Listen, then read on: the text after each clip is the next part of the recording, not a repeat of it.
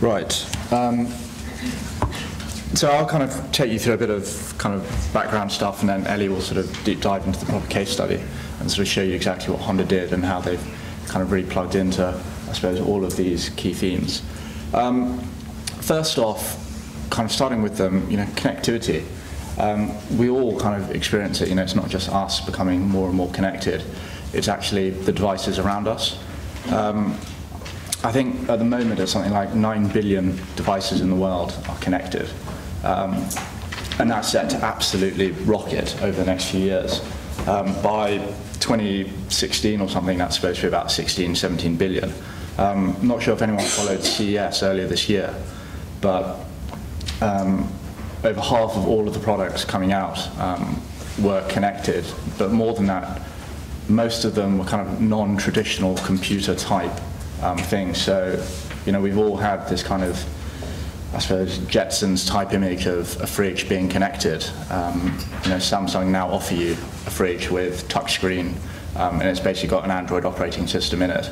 I think there's a farm in China that all the sheep are connected, so the shepherd can kind of check on his laptop where they all are.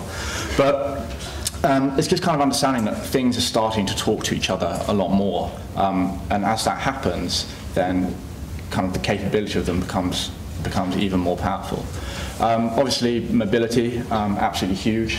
I think latest numbers for the UK were something like 150 odd million for last year's mobile spend. That will rocket up. And sort of the simple fact of having a phenomenally powerful computer always with you, again, it just kind of opens up what it is that we can start to do.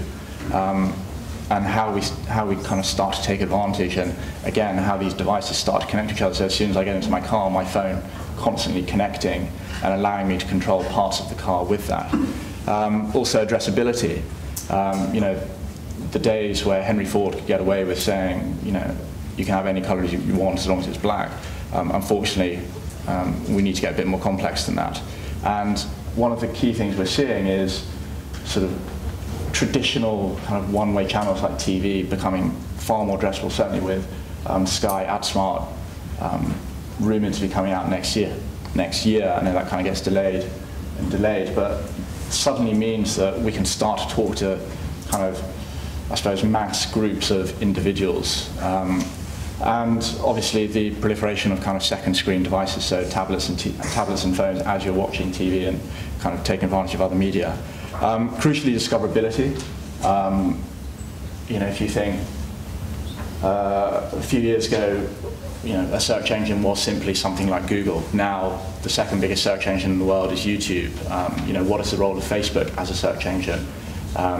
What is the role of an app store as a search engine? All of these places can start to be optimized now and allow you to make sure that it's your content that's being found. And as you're starting to enable people to find content, you also need to think about, well, actually, it's not just so much about relying on them to find me. My content needs to be able to find them, and so shareability suddenly comes into the play. And what we're seeing, if you think of things like your Twitter streams, your Facebook friend list, even I suppose the people that you follow on LinkedIn, all of that simply becomes kind of your own curated list of information sources. Facebook tends to be more of the friend type of thing, and you rely on that a lot to kind of start to filter out the non-relevant stuff for you. But certainly on Twitter, it's kind of like, actually, this person's tweeting too much, or it's just irrelevant to me. Cut them out, put them onto another list, or what have you. But making sure that one, you can be found, but also people can share you. So where are we in the auto market today? In all honesty, that line pointing up should probably be pointing down, because it's not the greatest place in the world. It's just becoming a lot more difficult. There's far more choice, numbers going down, things have got more expensive, and general kind of confidence in the space. But Ellie will sort of gee you up a bit better, because it is actually quite good. It's getting more positive, which is fine. But it's not only that the market's got far more complex, it's also that the buyer themselves have started to become a lot more difficult. Something like 50% of all car buyers aren't actually buying their initial first choice anymore. And as you start to get things like the dealership becoming less important, and the dealership almost being that place that you go to just to kind of sign the deal, you need to start thinking about, actually, how am I going to influence this decision? If you think back to, was it 2009, something like a traditional car mag, that's 50% less effective than it was just 3 years ago. So we need to start thinking about, actually, how are we going to start influencing people? And so the market is getting worse, people are getting more complex or fickle, I suppose. And the kind of things that are driving this is, one, there is just so much more choice out there. I think for this year, there's 60 different car models being launched. So, a shade over one a week. You're also starting to get these sort of niche markets within a niche market. So if you think back to just 5 years ago, the term the crossover term within cars of like the hybrid whatever just simply did not exist. This is a completely new market that's happening. And also you can never get away from the ever-rising fuel costs and fuel efficiency being an absolutely key driver in what determines what people are going to buy. So when you start to think of, okay, we've got these incredibly difficult issues that are happening in conditions, the dealerships become less and less important. So what is it that's actually influencing this kind of stuff? Obviously, it's kind of the peer-to-peer reviews. Amazon constantly cites that the negative review is actually more often than not more influential than the positive one, exactly the same in cars. Because we're spending less time in the dealerships, you need to be more interactive on their way there. You need to be able to give them a sense of what is it that they're going to be buying, how can they kind of experience it. So, we're starting to see cars being launched on Xbox Connect now, where you're kind of giving them that, I suppose, the virtual experience of the car. Price comparison, absolutely crucial. And also customization. You need to enable them to feel that they've got some form of influence into what it is they're actually buying. So how should brands actually be behaving within this space? By no means kind of all of the answers, but it's fairly obvious stuff. It's kind of make sure that you're always on, make sure that that you're kind of surrounding them with the information that they actually need, which kind of goes into that point of how do you maximize visibility?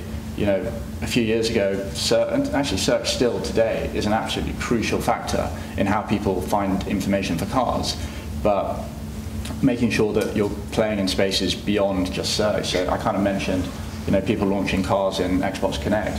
The gaming market is actually huge now, and gaming being simply kind of spending time with a console as opposed to going in and playing Call of Duty, whatever.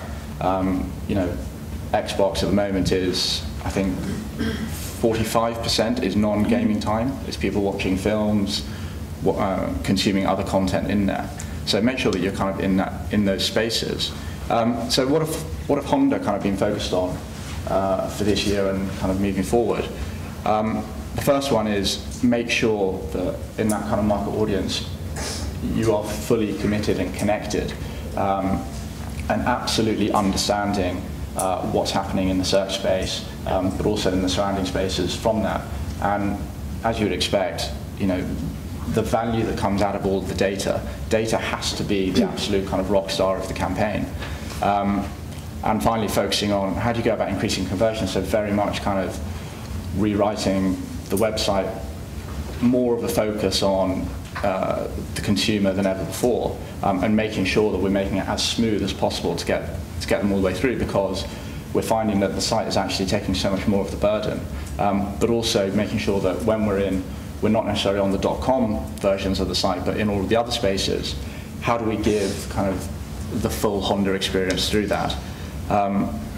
Slightly random, probably should have deleted this, but kind of a bit of a just example of how, actually no, I'm just going to delete that.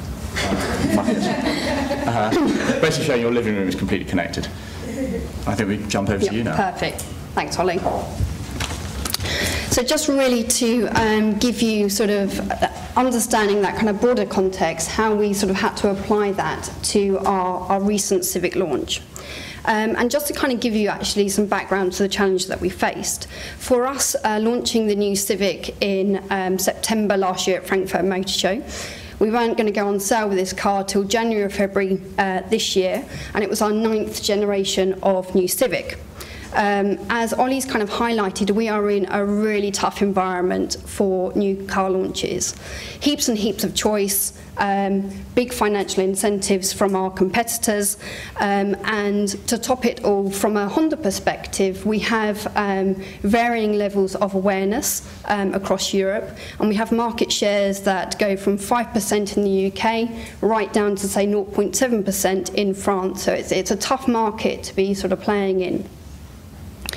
If we then kind of look at that outside of ourselves, from a competitive point of view, we've got sort of VW Golf that really dominates the market, strong competition from sort of premium brands with the Audi A3, BMW 1 Series, and some really aggressive competition from the Korean brands now with Hyundai and Kia.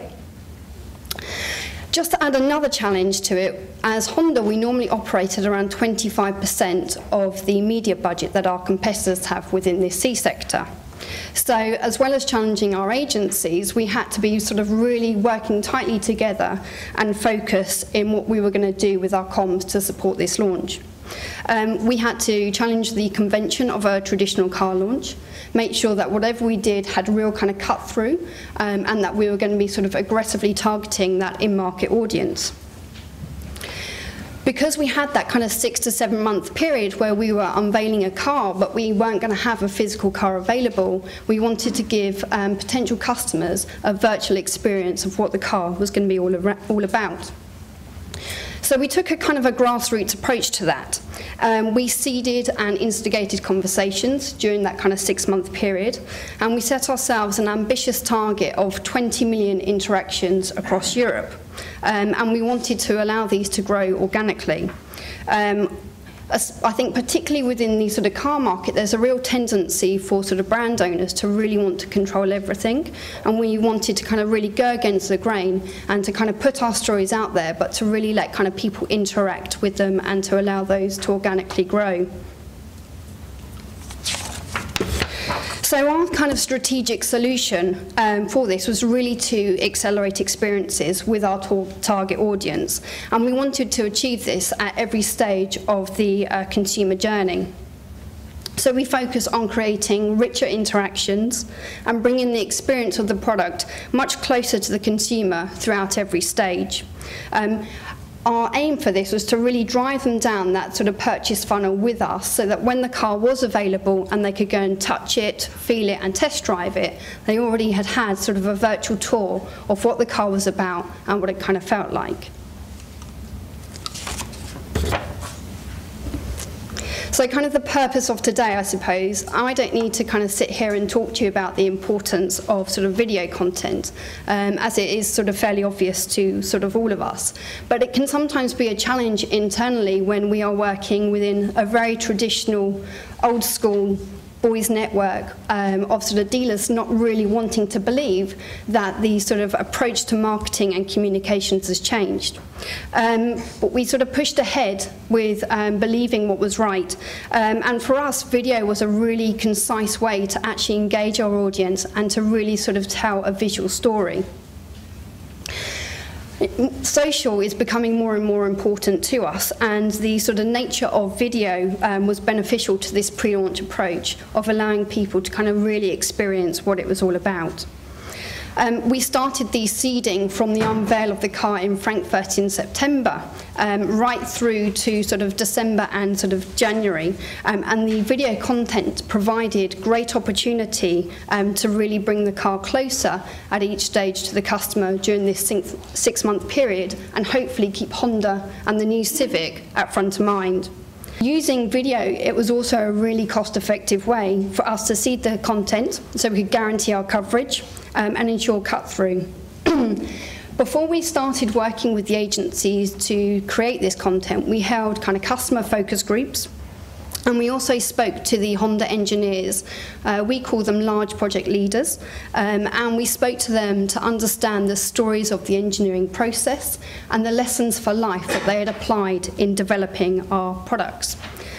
The foundation of this content was really so that we could be truthful in what we were talking to our customers about, and they could ultimately understand the process that we at Honda have followed to design a car that was based purely around their needs and what we'd kind of learned through those focus groups.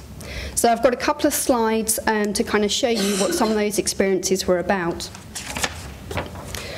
The first experience was the life lesson behind the engineer's decision to keep what we call magic seats within the Civic.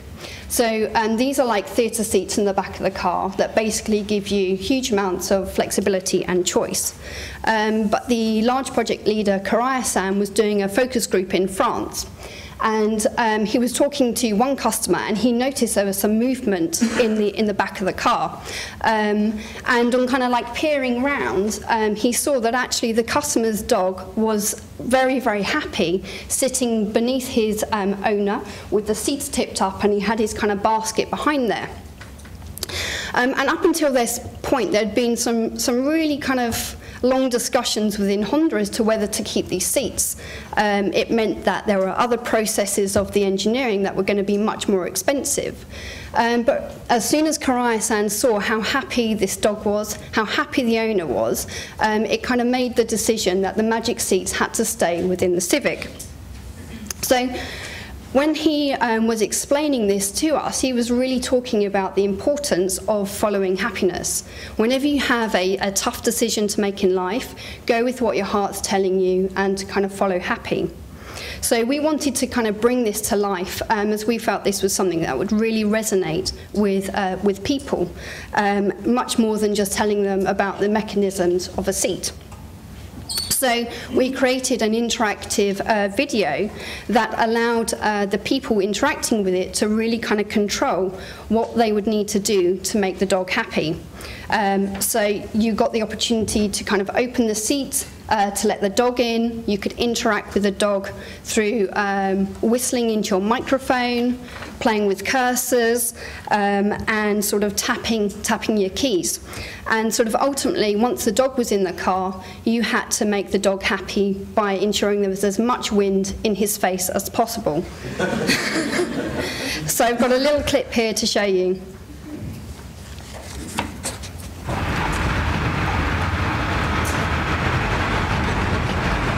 So all the time you're having to blow harder and harder into your microphone.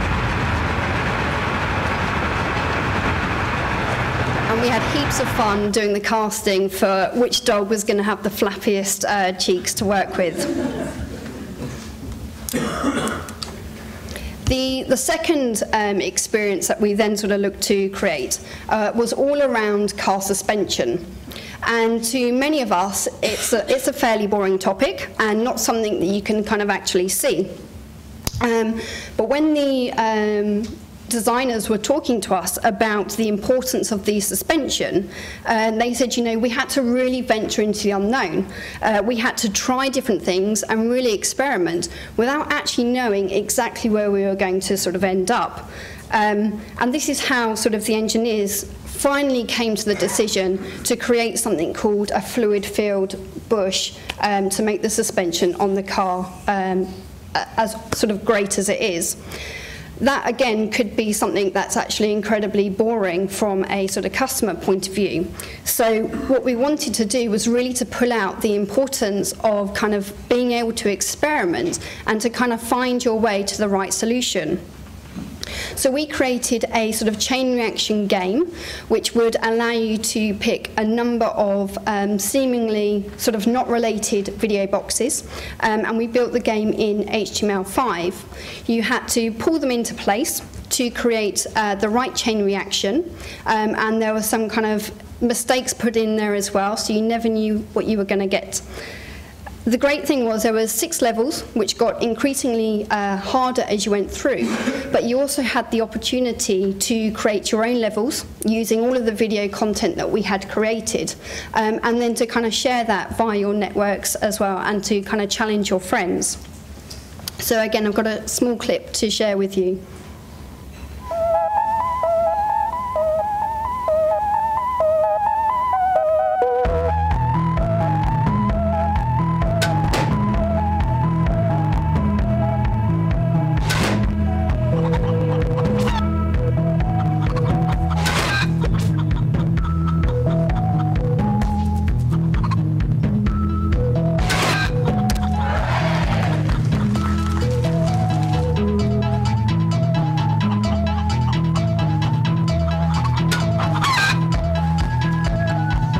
and no chickens were killed, obviously, in the filming of that. The third kind of interactive experience we created, and this one sort of came out sort of November, December time, was really sort of looking at the greatest thing is to not know how. So if we never venture into the unknown, how do we get anywhere new? We sort of worked on creating this experience, and we encouraged users to travel through unexpected places using the kind of very familiar and graphic language of the Google Street View. So we used 360 video and 360 sound, but we actually went and mapped locations that hadn't been mapped before in the world. There was a voiceover which kind of guided you through the six or so locations, but within each location it was up to you to kind of really find your path and to kind of discover what there was out there. Unfortunately, I didn't get to go on that one, but I think it would have been a great experience to sort of have gone out and to make that. And we were thankfully fortunate enough that we make enough products, so we were able to use our ATVs, generators and boats to finally sort of put this all together. So there's a small clip here for you as well.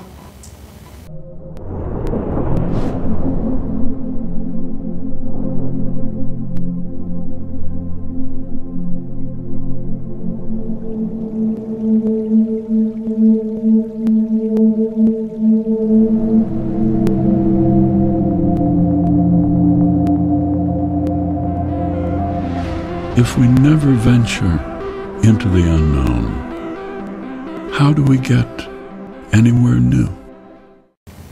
So what sat behind the experience was then all the information about each of the kind of 6 locations that we had sort of gone out and mapped. And it was fascinating stories, for instance, regarding an underwater museum just off the kind of coast of Mexico. So we really kind of went out and we broadened it much wider than just sort of a Honda world. When we then wanted to kind of bring people in closer to us, a big part of our approach was to kind of virtually start to talk to the consumer about the Civic itself, ahead of, again, the sort of physical launch within dealership. Part of our reason to do this was we wanted to kind of really warm up sentiment and to really start conversations which we could then sort of begin to leverage when the car was available to call people in to test drive. So we retargeted our users and we drove them to a dedicated microsite which we had created for each of the European countries. And they could essentially build their own Civic. So we wanted to kind of really play with the opposing thought of getting people to imagine what it would feel like to own a Civic before they'd kind of even gone and had a test drive or placed an order. And this was a great way for us to really demonstrate some of the sort of emotional feelings associated with buying a car, such as selecting your colour, your wheels, your trim, but then into kind of some of those more rational reasons, like which engine's going to give me the best fuel efficiency, or what's the CO2 of this, so that people could work out the tax implications. And to take that even further, we also created a virtual car tour. And we followed this same approach of kind of really accelerating that experience and trying to bring the consumer one step closer to us at each stage. And this gave the consumers a great opportunity to see the car in detail, because it wasn't in our sort of dealerships. And also to ensure that they could kind of continue down with us through the purchase funnel. And very sort of background to this, we had sort of supply issues with the tsunami in Japan last year and the sort of flooding in Thailand. So we'd kind of launched a car in September, but we're really struggling to get products out in Europe. So all of these kind of mechanisms and things that we followed were really important to keep that engagement with our audience until we had product available in its physical form within Europe. I've just got one example here, but in the sort of UK, we followed all of these kind of steps, and we have sort of pre-order targets set for each country, and within the UK we were able to exceed that pre-order target by sort of 80% by really being able to strongly engage with what customers, I think, want and expect from car manufacturers now. we've obviously said it's not just about who owns the content, so we obviously created a lot, but we really put it out there so that people could really take that and start to own it themselves. And the result of that was we had some kind of really great content that was very impartial, written by sort of influencers and people independently, which sort of really resonates, I think, with customers trusting what they're sort of reading by those independent sources. And it just became easier and easier for our customers to find this information, not only from ourselves, but also from these independent people. For us, we had some kind of really great results, and there's a few of those kind of listed there. But in addition to that, from the sort of process of the campaign we followed, we had 40% organic video views generated. We had over 20 million interactions to date, and that includes kind of social views, video views on YouTube, comments, and one of the sort of key results that I was sort of really pleased about was the fact we had a 10% post-video click-through, and that was a lot richer for us than a CTR, as it involved kind of more than one click. With the sort of videos that you sort of saw, we also had a 70% completion rate on people kind of watching all the way through those videos and then kind of clicking through to engage with us further. All that hard work, thankfully, has paid off, and it was recently sort of revealed in a couple of articles that the Civic was the most talked about car online. So hopefully we can translate all of that into test drives and finally sales. But our job is never done, so we are continuing to work with kind of Starcom and our other agency partners to really build on this pre-launch strategy and activity that we've done, and we're looking to syndicate content to really maximise visibility and reach, utilising some of those new platforms that sort of Ollie spoke about. That's it.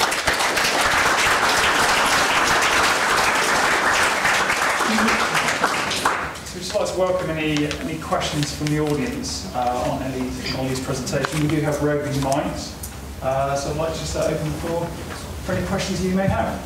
Yes, please.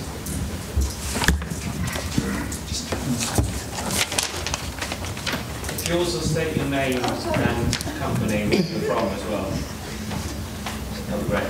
Hi there, it's Robert Zlakauer from the Vision Network.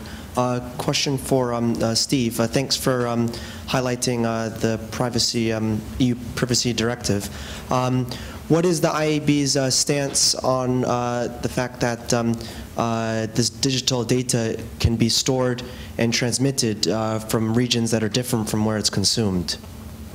At the moment, that's still, again, a hot topic of debate again, and not yet clear. I know a lot of corporations, particularly info-based in other markets, privacy, obviously, in the directive can be interpreted in a different way, in a different manner. I think what's key here is whether or not it's implied consent.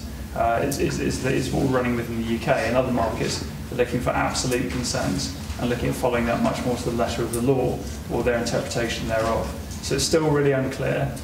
What I can say, certainly from the UK point of view, is that this strapline with implied consent actually showing the user and being very clear in terms of what your privacy policy is and what is being collected and what's being collated.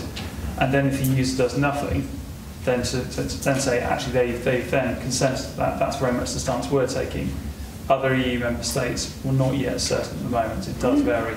And to answer your question, we're not really sure at the moment. We do know that obviously it resides and the user resides within a member state, that it should be subject to the privacy policy of that country. So I hope that's answered the question. Yeah.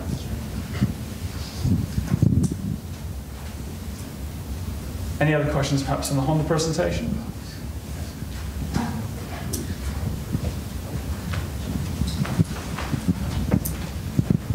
Will Nicholson, stupidly also from the Vision Network, but how many pieces of content in total did you put together for your video campaign? Because I was speaking to a lot of clients recently about video, and you see the good work, you see the stuff that gets millions of views on YouTube, but how many in total did you put together? I think people might be surprised. Oh, from a total point of view, there must have been 20 to 30 pieces of sort of individual content or master content that then gets adapted into the sort of being used by the 29 countries. And that will just be what sort of we create. So that then doesn't include sort of anything that then gets created or adapted from sort of customers sharing their own experiences. And they will vary from sort of fun interviews with the engineers through to kind of games and some of the stuff that we shared today, but there's generally sort of quite a lot that then gets created, and to support each of those interactions there's typically sort of 4 to 5 pieces of seeded content that then went out, so it was quite a lot.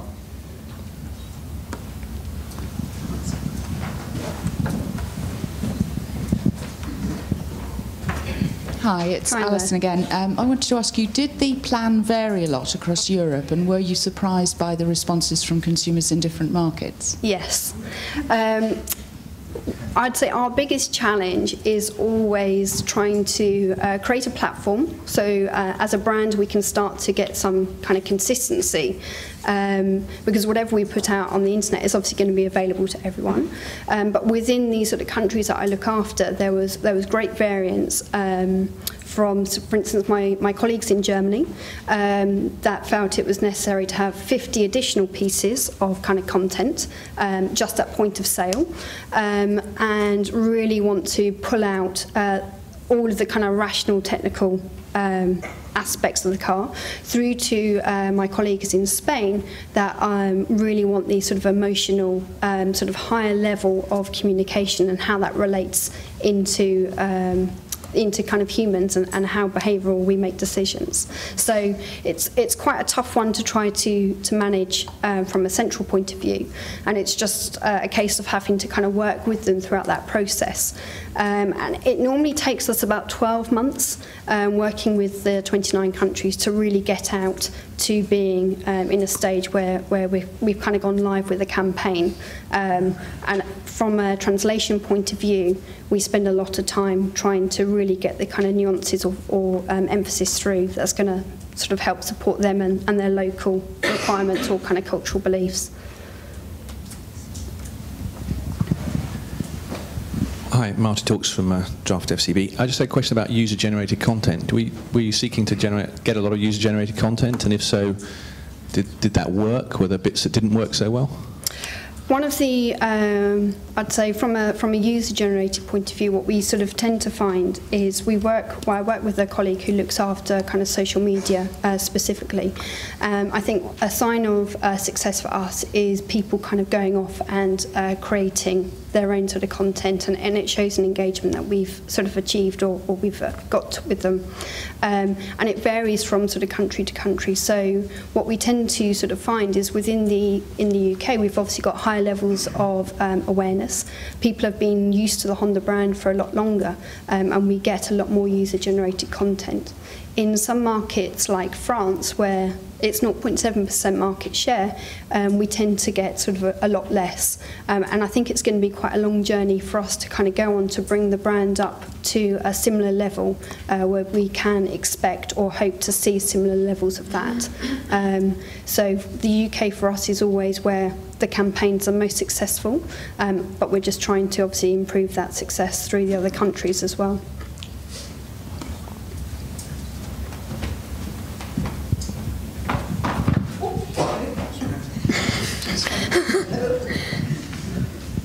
Dan West, also from Draft FCB. I was just wondering what kind of budgets you were looking to create so much content that was able to be seeded so easily? From a production point of view or media? Overall. Overall. For the launch of Civic, we work with a budget of 25 million, and that included all of our media spend as well. And the ROI on it was? We are just, in fact, we have our internal, we call it a SP3 meeting. So at the moment, we've got good ROI on the targets that we set in terms of our awareness and desire levels, and that's now just translating into kind of orders and test drives. So for the UK, we overachieved on our pre-orders, And we're now working with Starcom on a second phase to really drive home and aggressively target these sort of conversions. So we haven't had conversion rates as strong as we'd hoped for in some of the European markets. So we've got a second wave of activity starting now to support that. Thank you. Any more questions?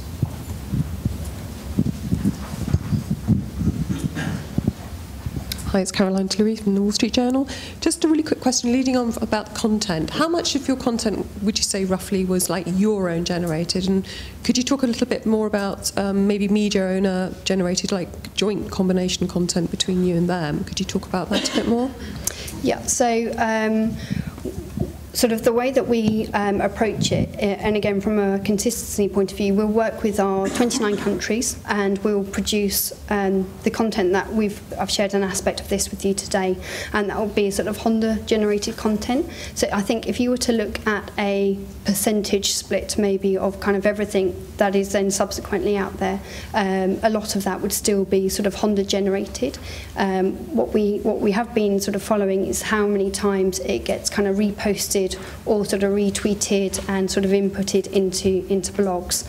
A lot of the user-generated content we're then finding is almost as soon as people kind of buy a car, that's when you tend to get lots more user-generated content, because they're actually so excited to show you how the different bits work, or they're doing their own kind of virtual tours of the car to show sort of other people. So we only got the supply of the cars kind of into Europe for end of July, February, so we're now starting to really see sort of more of that happen. But I think at the when we're doing the seeded content, we worked with 8 partners across Europe to seed that content out there, and then we were able to kind of see how that was kind of picked up and started to kind of carry through Facebook and Twitter and on sort of YouTube, and that gave us a good gauge as to when sort of people were going to be ready for the next experience to kind of be put out there.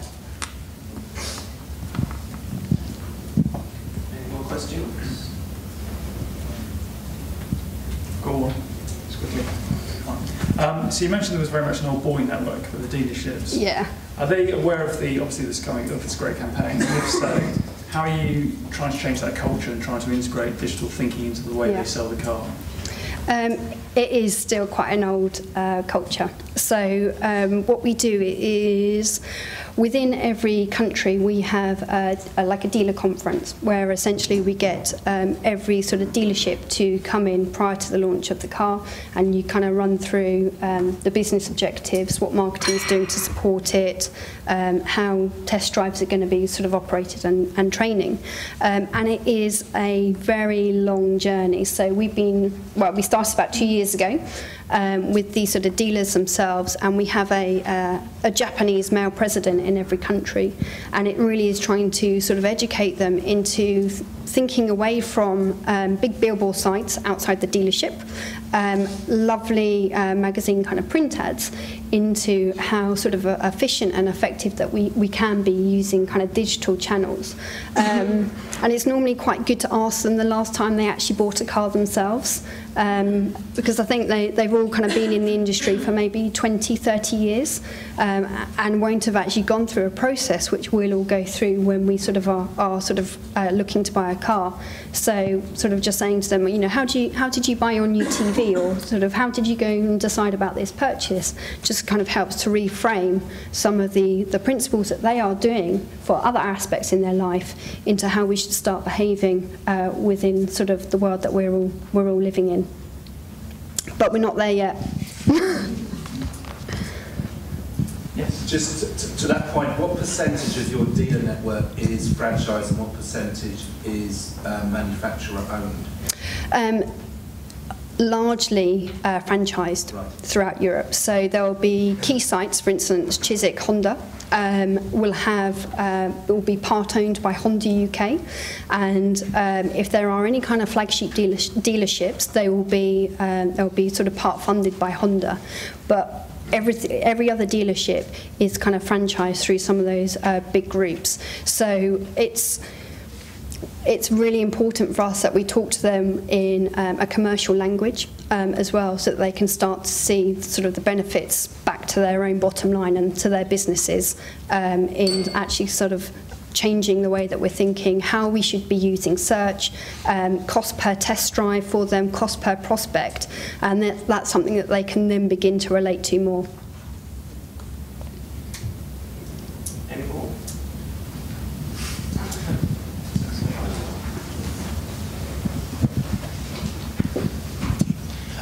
Just Adam at PhD. I was wondering, are you able to connect the local dealer specifically with someone who's interacted, say, in London with their nearest London dealer based on the information you collate?